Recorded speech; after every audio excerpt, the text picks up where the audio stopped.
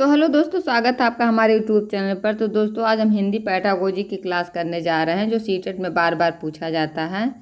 ये रहा question number first. Hindi भाषा शिक्षण में स्वर और व्यंजन का सही अभ्यास कराने का मुख्य उद्देश्य क्या है? ऑप्शन ए, केवल शब्द रटाना। ऑप्शन बी, शुद्ध उच्चारण एवं ध्वनियों की पहचान कराना। ऑप्शन सी, पाठ्य पुस्तक याद कराना। या ऑप्शन नंबर डी, केवल व्याकरण पर जोर देना। तो बताइए, हिंदी भाषा शिक्षण में जो स्वर और व्यंजन होते हैं उसका सही अभ्यास कराने का मुख्य उद्देश्य क्या होना चाहिए? तो इसका राइट आंसर होगा ऑप्शन नंबर बी, शुद्ध उच्चारण एवं ध्वनियों की पहचान कराना। क्योंकि स्वर व्यंजन अभ्यास से बच्चों को सही ध्वनि ज्ञान मिलता है और भाषा की नींव मजबूत होती है। तो इसका राइट आंसर होगा ऑप्शन नंबर बी। ये रहा क्वेश्चन नंबर दूसरा। भाषा अधिगम में श्रवण कौशल को सबसे पहले क्यों विकसित करना चाहिए? ऑप्शन ए, क्योंकि इससे व्याकरण तुरंत समझ में आता है। ऑप्शन बी, क्योंकि बच्चा बिना सुने पढ़ना सीख जाता है। या ऑप्शन नंबर सी, क्योंकि यह लेखन से अधिक महत्वपूर्ण है। या ऑप्शन नंबर डी, क्योंकि भाषा की प्रथम इकाई ध्वनि है जो सुनने से ग्रहण होती है। तो बताइए, भाषा अधिगम में जो श्रवण कौशल है सबसे पहले क्यों जरूरी होता है? क्योंकि बताइए इसका राइट आंसर, क्योंकि भाषा की प्रथम इकाई ध्वनि है जो सुनने से ग्रहण होती है। बच्चा पहले सुनकर भाषा सीखता है, फिर बोलना, पढ़ना और लिखना विकसित करता है। तो इसका राइट आंसर होगा option number D.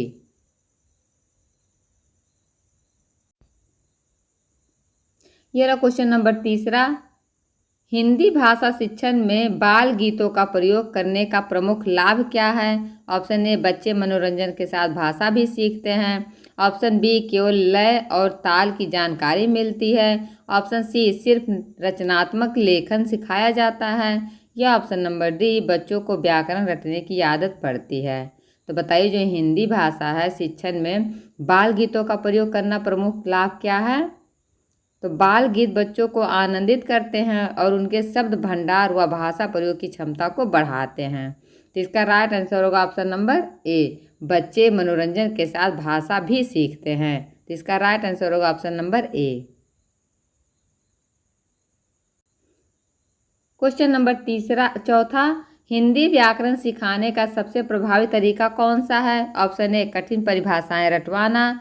Option B, सभी नियम केवल लिखवाना। ऑप्शन सी, भाषा प्रयोग के उदाहरणों के माध्यम से समझाना। या ऑप्शन नंबर डी, बच्चों को किताब याद करवाना। तो बताइए, जो हिंदी व्याकरण है सिखाने का सबसे प्रभावी तरीका कौन सा है? तो इसका राइट आंसर होगा ऑप्शन नंबर सी, भाषा प्रयोग के उदाहरणों के माध्यम से समझाना। क्योंकि व्याकरणों को उदाहरणों के प्रयोग से सिखाने पर बच्चे इसे व्यवहार में सहज रूप से सीखते हैं। तो इसका राइट आंसर होगा option number C. Question number 5। प्राथमिक स्तर पर हिंदी पठन कौशल विकसित करने के लिए सबसे पहले कौन सी विधि उपयुक्त है? ऑप्शन ए, वाक्य विधि। ऑप्शन बी, वर्ण विधि या अक्षर पहचान। ऑप्शन नंबर सी, शब्द विधि। या ऑप्शन नंबर डी, संयुक्त विधि। तो बताइए, अगर प्राथमिक स्तर पर हिंदी पठन कौशल विकसित करना है तो सबसे पहले कौन सी विधि उपयुक्त है? इसका राइट आंसर होगा ऑप्शन नंबर बी, वर्ण विधि, अक्षर पहचान। छोटे बच्चों को सबसे पहले अक्षर पहचान कराई जाती है, फिर शब्द और वाक्य की ओर ले जाया जाता है। तो इसका राइट आंसर होगा ऑप्शन नंबर बी। ये रहा क्वेश्चन नंबर 6। भाषा शिक्षण में त्रुटि सुधार का सही तरीका क्या होना चाहिए? ऑप्शन ए, बच्चे को डांटना। ऑप्शन बी, उसकी गलतियों को अनदेखा करना। ऑप्शन सी, बच्चे को खुद अपनी त्रुटि पहचानने का अवसर देना। या ऑप्शन नंबर डी, तुरंत उत्तर बताकर आगे बढ़ जाना। तो बताइए, अगर बच्चे में भाषा शिक्षण में त्रुटि सुधार करना है तो कौन सा तरीका सबसे अच्छा है? तो इसका राइट आंसर होगा ऑप्शन नंबर सी, बच्चे को खुद अपनी त्रुटि पहचानने का अवसर देना। Option number C is right answer. ये रहा क्वेश्चन नंबर 7। रचनात्मक लेखन का अभ्यास कराने का मुख्य उद्देश्य क्या है? ऑप्शन ए, केवल सुंदर लिखावट सिखाना। ऑप्शन बी, बच्चों को नए विचार और अभिव्यक्ति का अवसर देना। ऑप्शन सी, व्याकरण की परिभाषाएं याद कराना। या ऑप्शन नंबर डी, केवल कहानी रटवाना। तो बताइए, जो रचनात्मक लेखन है उसका अभ्यास कराने का मुख्य उद्देश्य क्या होना चाहिए? तो इसका राइट आंसर होगा ऑप्शन नंबर बी, बच्चों को नए विचार और अभिव्यक्ति का अवसर देना, क्योंकि रचनात्मक लेखन बच्चों की कल्पना शक्ति, मौलिकता और भाषा दक्षता को बढ़ाता है। तो इसका राइट आंसर होगा ऑप्शन नंबर बी, बच्चों को नए विचार और अभिव्यक्ति का अवसर देना। ये रहा क्वेश्चन नंबर 8, भाषा शिक्षण में चित्रों का प्रयोग क्यों किया जाता है? ऑप्शन ए बच्चों को केवल मनोरंजन देने के लिए, ऑप्शन बी कक्षा को सुंदर बनाने के लिए, ऑप्शन सी भाषा सीखने को सरल और बोधगम्य बनाने के लिए, या ऑप्शन नंबर डी बच्चों को पढ़ाई से हटाने के लिए। तो बताइए जो भाषा शिक्षण है उसमें चित्रों का प्रयोग क्यों किया जाता है? क्योंकि चित्र से बच्चों को विषय वस्तु समझ में आती है और भाषा अधिगम रोचक बनता है। तो इसका राइट आंसर होगा ऑप्शन नंबर सी, भाषा सीखने को सरल और बोधगम्य बनाने के लिए। Option number C is right answer.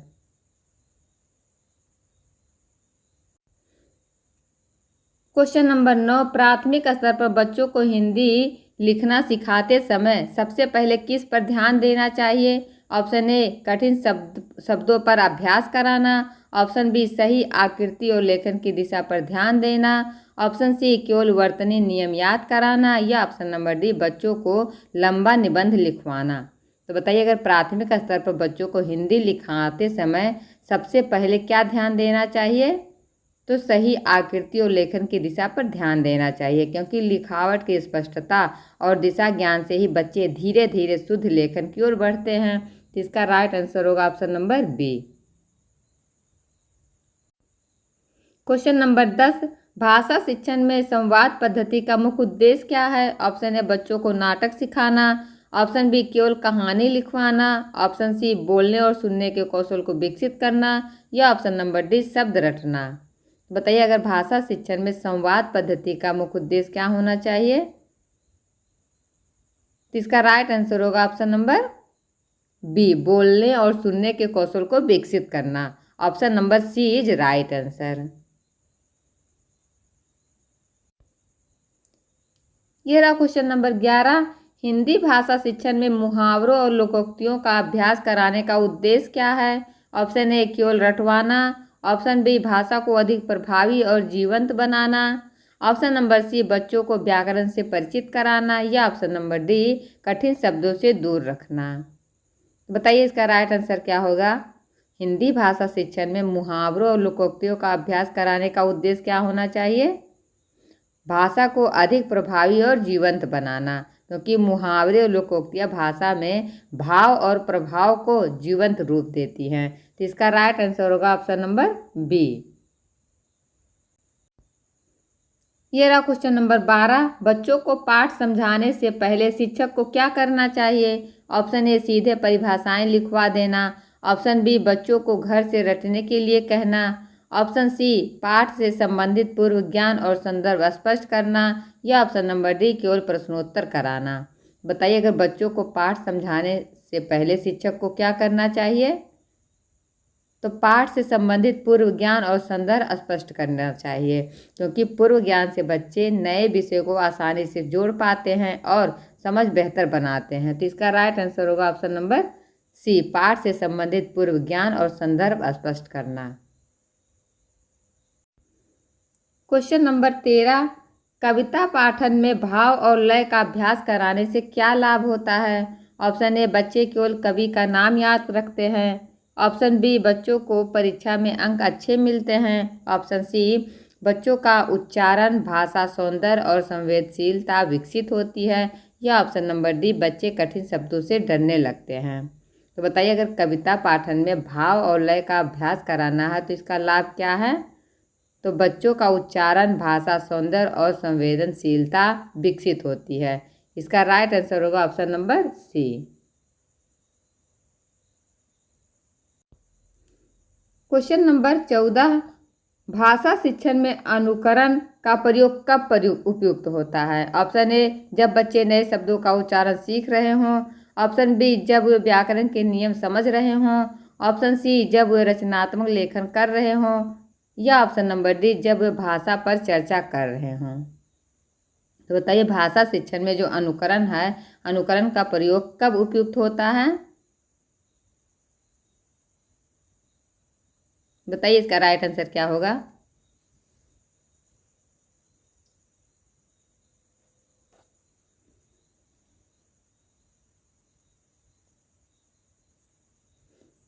इसका राइट आंसर क्या होगा, कमेंट बॉक्स में बताइए।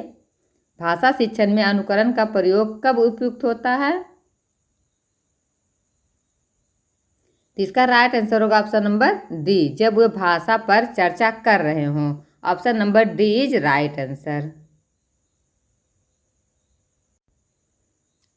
क्वेश्चन नंबर 15, हिंदी शिक्षण में सहपाठी अधिगम का लाभ क्या है? ऑप्शन ए, बच्चे केवल शिक्षक पर निर्भर रहते हैं। ऑप्शन बी, बच्चों को एक दूसरे से सहयोग और भाषा प्रयोग का अवसर मिलता है। ऑप्शन सी, बच्चों का होमवर्क कम हो जाता है। या ऑप्शन नंबर डी, बच्चों को किताब कम पढ़नी पड़ती है।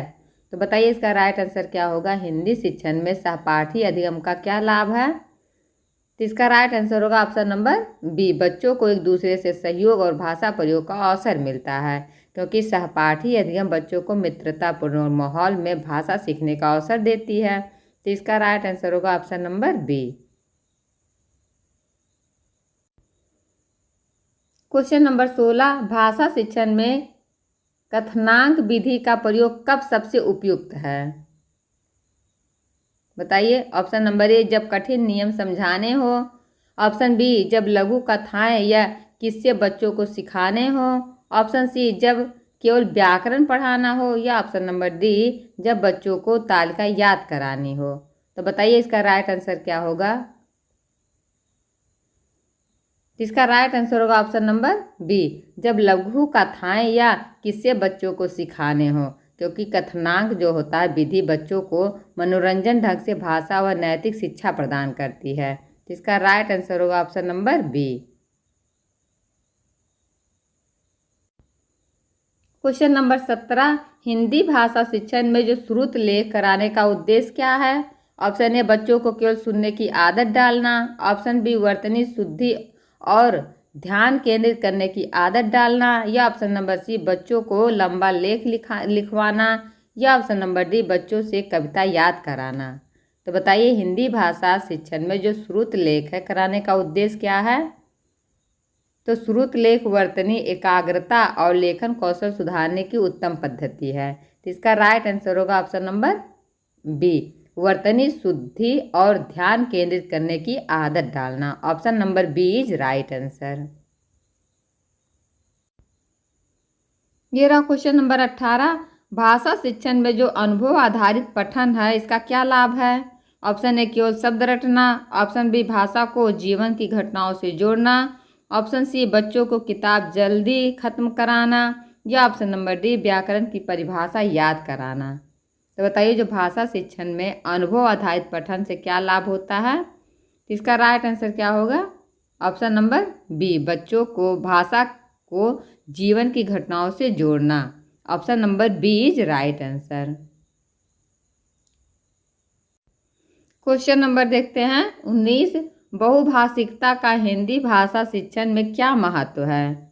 ऑप्शन नंबर ए, यह बच्चों को भ्रमित कर देती है। ऑप्शन बी, बच्चों को केवल मातृभाषा पर निर्भर बनाती है। ऑप्शन सी, यह बच्चों की भाषा सीखने की क्षमता को और अधिक व्यापक बनाती है। या ऑप्शन नंबर डी, यह बच्चों को अन्य भाषाओं से दूर रखती है। तो बताइए इसका राइट आंसर क्या होगा? जो बहुभाषिकता है हिंदी भाषा शिक्षण में इसका क्या महत्व है? तो देखिए बहुभाषिकता जो है वातावरण में बच्चा तुलना और प्रयोग से भाषा दक्षता विकसित करता है। तो इसका राइट आंसर होगा ऑप्शन नंबर सी, यह बच्चों की भाषा सीखने की क्षमता को और अधिक व्यापक बनाती है। Option number C is right answer. ये रहा क्वेश्चन नंबर 20, हिंदी भाषा में कहानी कहने की पद्धति का उद्देश्य क्या है? ऑप्शन ए, बच्चों को केवल मनोरंजन देना। ऑप्शन बी, बच्चों को कठिन शब्द सिखाना। ऑप्शन सी, बच्चों में कल्पना, शब्द भंडार और नैतिक मूल्यों का विकास करना। या ऑप्शन नंबर डी, बच्चों को केवल परीक्षा की तैयारी कराना। तो बताइए जो हिंदी भाषा में कहानी कहने की पद्धति का उद्देश्य क्या होना चाहिए?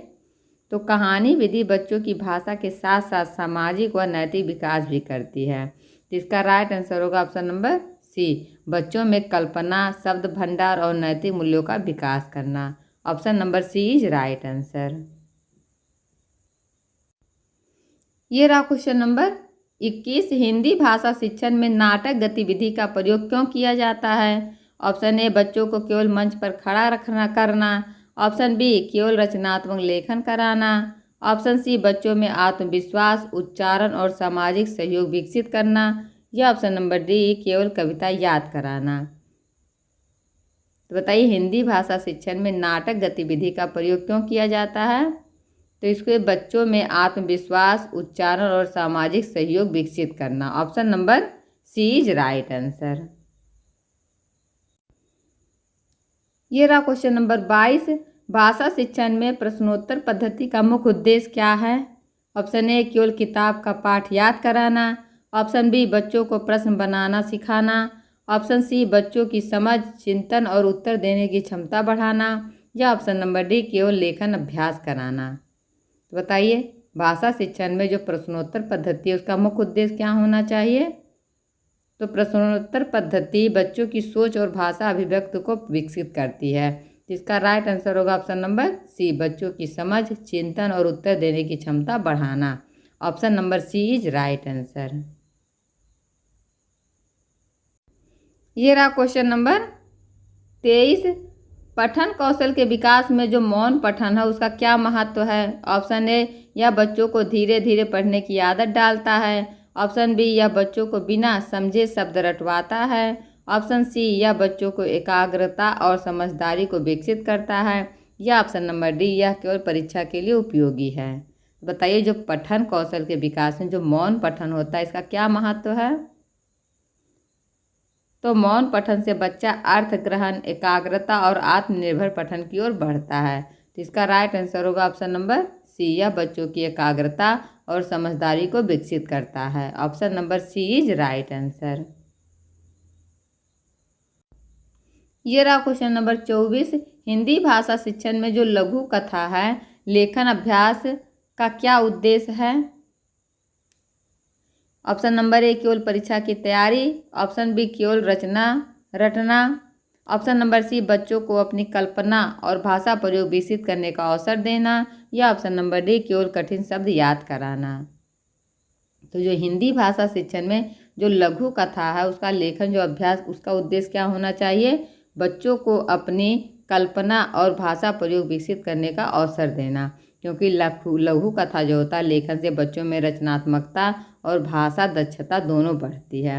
इसका राइट आंसर होगा ऑप्शन नंबर सी। यह रहा क्वेश्चन नंबर 25। हिंदी शिक्षण में शब्द भंडार बढ़ाने का सबसे प्रभावी तरीका कौन सा है? ऑप्शन ए बच्चों को रोज नए शब्द लिखवाना।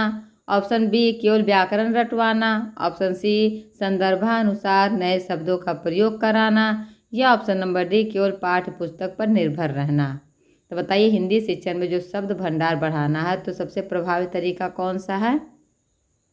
तो शब्द जो होता है शब्द संदर्भ से अधिक याद रहते हैं और भाषा प्रयोग में सहजता से आते हैं।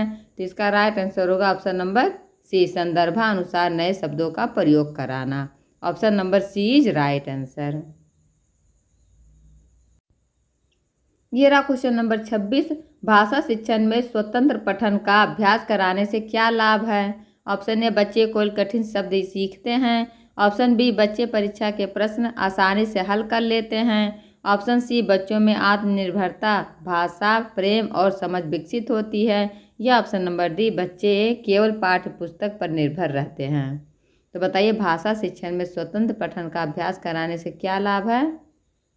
तो स्वतंत्र पठन बच्चों को खुद से सीखने और पढ़ने की आदत डालता है। जिसका राइट आंसर होगा ऑप्शन नंबर सी बच्चों में आत्मनिर्भरता, भाषा प्रेम और समझ विकसित होती है। Option number C is right answer.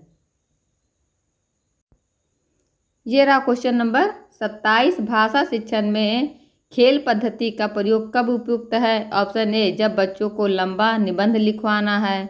Option B जब बच्चों को भाषा को रोचक बनाकर सिखाना हो। ऑप्शन सी जब केवल कठिन नियम रटवाने हो। या ऑप्शन नंबर डी जब बच्चों को चुप रखना हो। तो बताइए भाषा शिक्षण में खेल पद्धति का प्रयोग कब उपयुक्त है? तो खेल पद्धति से सीखना आनंदपूर्वक और सहज होता है। तो इसका राइट आंसर होगा ऑप्शन नंबर बी जब बच्चों को भाषा को रोचक बनाकर सिखाना हो तब खेल पद्धति का प्रयोग सबसे उपयुक्त है। तो इसका राइट आंसर होगा ऑप्शन नंबर बी। ये रहा क्वेश्चन नंबर 28। हिंदी भाषा शिक्षण में जो सामूहिक गतिविधियां हैं क्यों आवश्यक है? ऑप्शन ए, बच्चों को केवल व्याकरण का ज्ञान होता है। ऑप्शन बी, बच्चों का आपसी सहयोग और भाषा प्रयोग बढ़ता है। ऑप्शन सी, बच्चों को केवल कहानी सुनाई जाती है। या ऑप्शन नंबर डी, बच्चों को परीक्षा में मदद मिलती है। तो बताइए, हिंदी भाषा शिक्षण में जो सामूहिक गतिविधियां होती है क्यों आवश्यक है? क्योंकि समूह कार्य से भाषा प्रयोग, आत्मविश्वास और सहयोग भावना विकसित होती है। तो इसका राइट आंसर होगा ऑप्शन नंबर बी, बच्चों का आपसी सहयोग और भाषा प्रयोग बढ़ता है। Option number B is right answer. ये रहा क्वेश्चन नंबर 29। हिंदी भाषा शिक्षण में जो संपादन कार्य से क्या लाभ होता है? ऑप्शन ए, केवल शब्द रटना।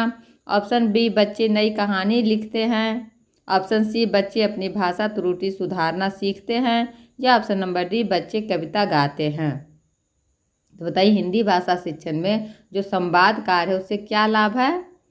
तो संवादन से बच्चों को भाषा की शुद्धता और ध्यानपूर्वक लेखन की आदत पड़ती है। तो इसका राइट आंसर होगा ऑप्शन नंबर सी, बच्चे अपनी भाषा त्रुटियां सुधारना सीखते हैं। Option number C is right answer. ये रहा क्वेश्चन नंबर 30। हिंदी भाषा शिक्षण में निबंध लेखन अभ्यास कराने का उद्देश्य क्या है? ऑप्शन ए, केवल लिखावट सुंदर बनाना। ऑप्शन बी, केवल व्याकरण के नियम दोहराना। ऑप्शन सी, बच्चों को अपने विचारों को सुव्यवस्थित और सृजनात्मक ढंग से व्यक्त करना सिखाना। या ऑप्शन नंबर डी, बच्चों को केवल परीक्षा के लिए तैयार करना। तो बताइए, हिंदी भाषा शिक्षण में जो निबंध लेखन है उसका अभ्यास कराने का उद्देश्य क्या होना चाहिए? तो निबंध लेखन बच्चों को चिंता क्षमता, भाषा प्रयोग और अभिव्यक्ति को विकसित करता है। तो इसका राइट आंसर होगा ऑप्शन नंबर सी, बच्चों को अपने विचारों को सुव्यवस्थित और सृजनात्मक ढंग से व्यक्त करना सिखाना। Option number C is right answer. तो दोस्तों, आपको वीडियो कैसा लगा कमेंट बॉक्स में ज़रूर बताइएगा। अगर आप हमारे चैनल पर नए हैं तो चैनल को जरूर सब्सक्राइब कीजिएगा, वीडियो को लाइक कीजिएगा ताकि आने वाला अगला वीडियो आप तक पहुंच सके। फिर मिलते हैं किसी अगले क्लास में, तब तक के लिए बाय बाय।